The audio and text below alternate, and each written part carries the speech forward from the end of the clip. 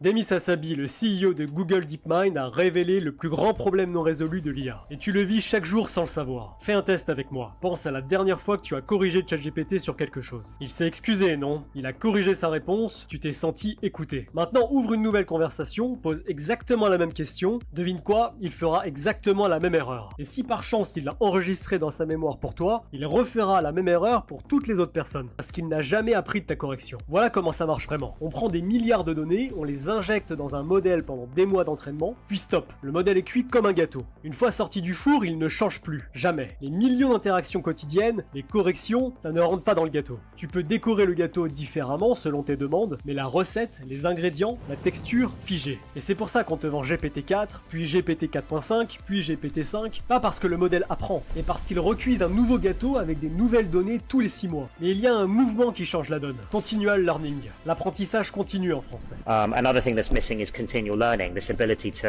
like online teach the system something new, or adjust its behavior in some way. Imagine que le gâteau ne soit plus un gâteau, mais une pâte vivante qui continue de fermenter, de s'enrichir, de se transformer même après la cuisson. Le modèle déployé, il continue d'absorber. Pas brutalement, pas n'importe comment, mais progressivement, avec des garde-fous, avec validation. Chaque jour, il intègre de micro-améliorations basées sur les vraies interactions. Il teste, il mesure, il ajuste en boucle. Résultat, plus besoin d'attendre 6 mois pour voir tes corrections prises en compte. Tu expliques une fois, le système apprend, progressivement il devient expert dans ton domaine. Pour toi et pour tous les autres qui travaillent dans ton domaine. Tu corriges une erreur factuelle, la correction remonte, elle est validée, elle est intégrée. L'erreur disparaît pour tout le monde. Maintenant je sais ce que tu penses. C'est risqué, non? Et si l'IA apprend de mauvaises choses? Exactement. C'est pour ça que ça nécessite des systèmes de validation ultra stricts, des comités de sécurité, des rollbacks automatiques si quelque chose dérive. Mais c'est faisable. Et les plus grands laboratoires y travaillent en ce moment même. Parce qu'ils savent que celui qui maîtrisera l'apprentissage continu en premier dominera l'IA de demain. Alors selon toi, est-ce qu'on verra le premier modèle LLM avec apprentissage continu en 2026? Dis-le moi en commentaire.